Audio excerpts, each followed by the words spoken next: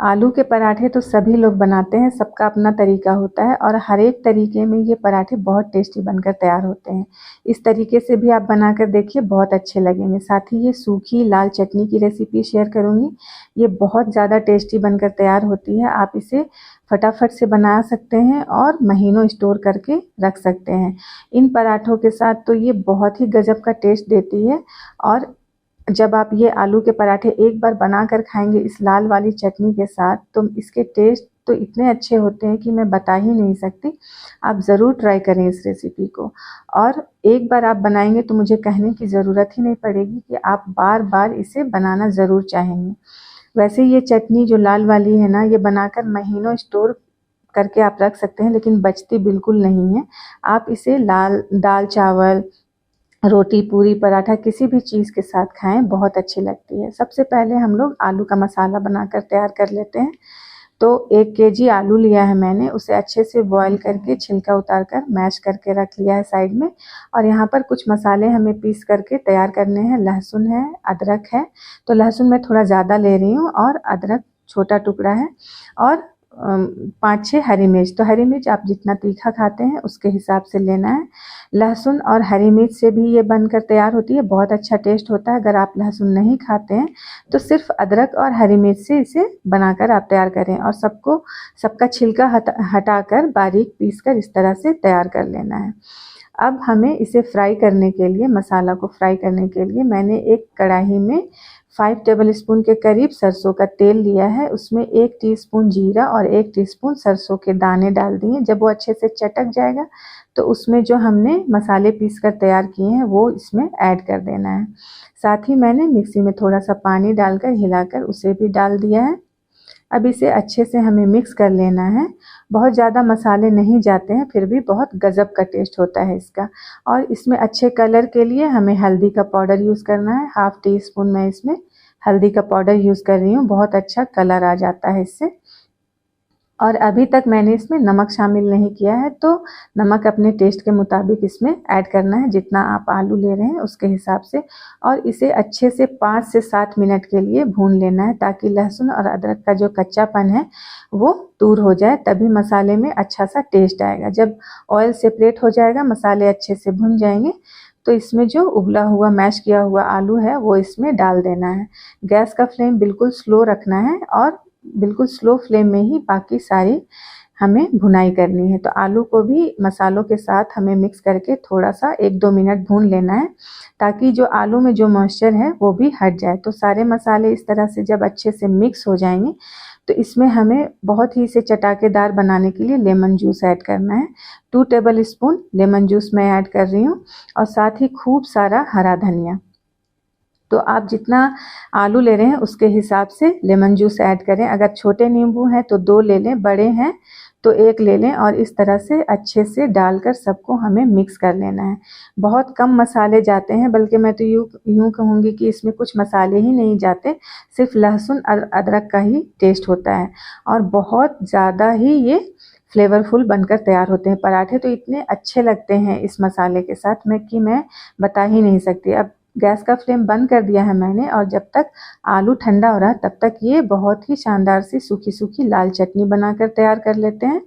तो इसके लिए एक पैन में बिल्कुल स्लो फ्लेम रखना है, और इसी पैन में सारी प्रोसेस हमें करनी है। स्लो फ्लेम में ही हमें सब कुछ फ्राई करके निकालना है, तो ड्राई रोस्ट करना है, फ्राई नहीं।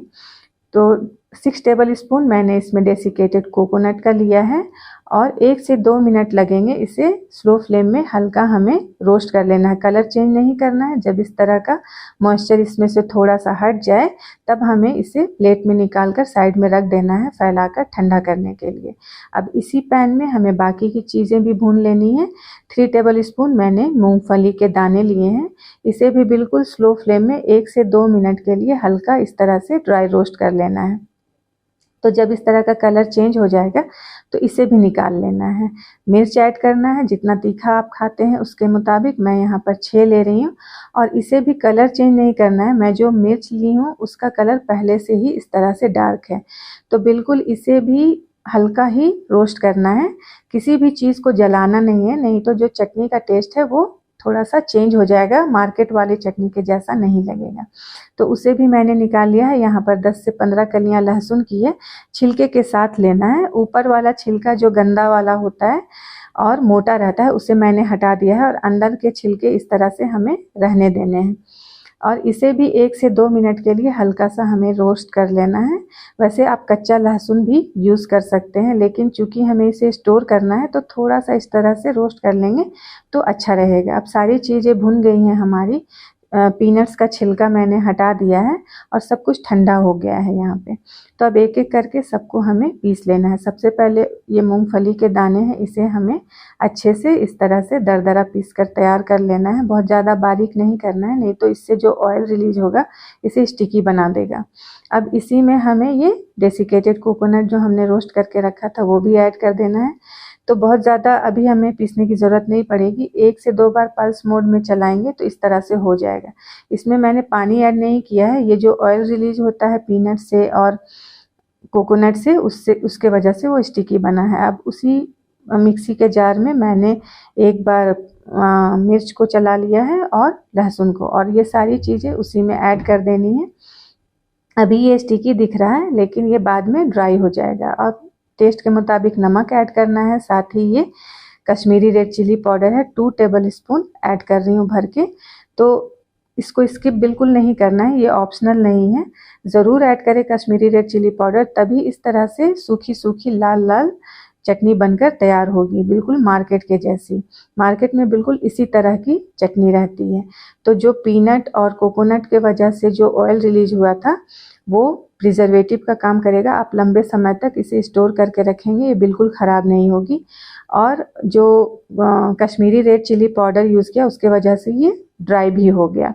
तो बिल्कुल इसी तरह से आप भी बनाकर तैयार करें, और इसे बाहर आप 1-2 महीना आराम से रख कर खा सकते हैं रूम टेम्परेचर में, लेकिन फ्रिज में रखेंगे तो 5-6 महीना जब तक बची रहेगी तब तक ख़राब नहीं होगी। और इसे आप दाल चावल के साथ भी खा सकते हैं, पराठे के साथ भी, पूरी और किसी भी चीज़ के साथ आप खाएं, बहुत अच्छी लगती है। इडली डोसा किसी भी चीज़ के साथ। वैसे ये लाल वाली चटनी महाराष्ट्र में वड़ा पाव के साथ सर्व की जाती है। इस लाल चटनी के बगैर वड़ा पाव का टेस्ट बिल्कुल अधूरा सा लगता है। और आप इसे किसी भी चीज़ के साथ खाएं, आपके टेस्ट को ये 2 गुना नहीं, 10 गुना नहीं, 100 गुना बढ़ा देगी। बहुत ज़्यादा टेस्टी ये चटनी बनकर तैयार होती है। तो आप लोग ज़रूर ट्राई करें इस रेसिपी को। और आलू के पराठे के लिए मैंने जो नॉर्मल रोटी वाला आटा लगाकर तैयार करते हैं उसी तरह का आटा लगाकर तैयार किया है, नमक और पानी के साथ। और जिस साइज़ के आपको पराठे बनाने हैं उस साइज़ के आप पेड़े तोड़ लें, और जिस साइज़ के आपने आटा का जो पेड़ा लिया है उसी साइज़ का आलू का भी आपको पेड़ा बना लेना है। और मैंने यहाँ पर कटोरी का शेप दिया था और उसमें आलू डाला है। आपको जिस तरह से आराम लगे, जैसे बहुत सारे लोग पूड़ी बेल लेते हैं उस पर फिर आटा डालते हैं, उसमें फिर आलू की फिलिंग डालते हैं और उसके साइड्स उठाकर उसे राउंड शेप देकर इस तरह से बेल कर तैयार करते हैं। या फिर 2 रोटियां बेल लीजिए सिंपल सी, और उसमें आलू की फिलिंग आप बीच में डाल दें और किनारों को अच्छे से सील करके 1-2 बार बेलन चला लें, और उसके बाद इस तरह से पराठे बेल कर तैयार कर लें। आपको जिस तरह से आराम लगे आप उस तरह से पराठे में आलू की फिलिंग आप डाल सकते हैं, और जितनी क्वांटिटी में डालें आपकी मर्जी है, लेकिन बहुत ज़्यादा डालेंगे तो बेलने के वक्त पराठे फटने लगते हैं, इधर उधर से पिचक के निकलने लगते हैं। तो इस तरह से बराबर आटा और बराबर आलू लेंगे आप तो अच्छे से अंदर तक भरी हुई भी रहेगी और बेलने में कोई परेशानी भी नहीं होती है। अब जब तवा हाई फ्लेम में गरम करना है, लेकिन जब पराठे आप डालें तो गैस का फ्लेम बिल्कुल मीडियम कर देना है। मीडियम फ्लेम में ही सारे पराठे अच्छे से सिकते हैं, और हाई फ्लेम में कहीं से जल जाते हैं और कहीं से कच्चे कच्चे से रह जाते हैं।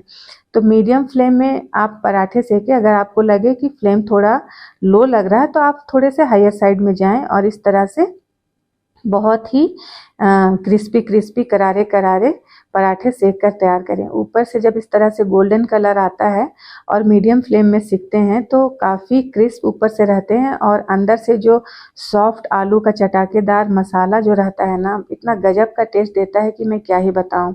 वैसे सब लोग अपने तरीके से बनाते हैं, एक बार आप इस तरह से ज़रूर ट्राई करें। मैंने इससे पहले भी आप लोगों के साथ आलू के पराठे की रेसिपी शेयर की है। अगर आप लोगों ने नहीं देखी है तो आप लोग ज़रूर देखें, वो भी बहुत अच्छे टेस्ट लगते हैं। आपका जब दिल चाहे वो बनाएं, जब दिल चाहे ये बनाएं।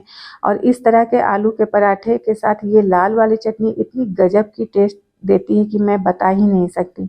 नॉर्मली हम लोग आलू के पराठे सिंपल टोमेटो केचप या हरी चटनी या फिर दही के साथ सर्व करते हैं, तो भी वो बहुत अच्छी लगती है। लेकिन एक बार इस तरह से लाल चटनी के साथ, आप सूखी वाली लाल चटनी के साथ बना कर देखें, आपको किसी और चीज़ की ज़रूरत ही नहीं पड़ेगी। और इसे आप किसी भी चीज़ के साथ खाएं, महीनों स्टोर करके रखें और आप इसके टेस्ट के दीवाने हो जाएंगे। बहुत ही अच्छा टेस्ट होता है, ज़रूर ट्राई करें इस रेसिपी को। और इस आलू के पराठे के साथ इस लाल वाली चटनी का टेस्ट तो मैं बता ही नहीं सकती। ज़रूर ट्राई करें इस रेसिपी को और मेरे चैनल को लाइक, शेयर और सब्सक्राइब ज़रूर करें।